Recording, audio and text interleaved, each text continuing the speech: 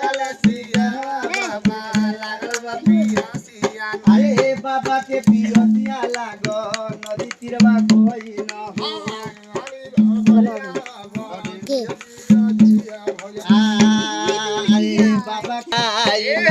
सचे सचे होलिया रे बेटी गाना बतलाई अरे विपत्ति के होलिया रे बाबा कहल नहीं जाला न सासुया बोले लीजे ठाया मारे तारा न पियावा भजनिया रे कोई के घर से निकाले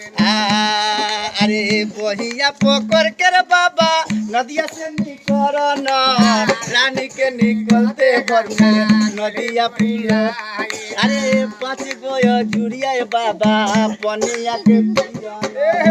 5 गो जुड़िया बाबा पनिया के पिया अरे पनिया के पिया ना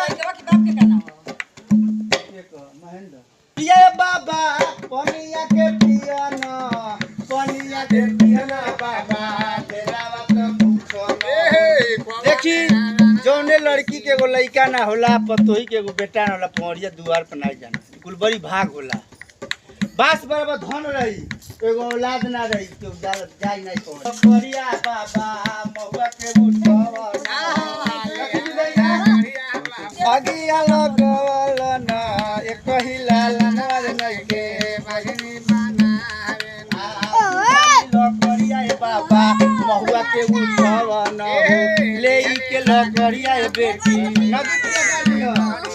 अरे छवा तो महीनवा रनिया सबे महीनवा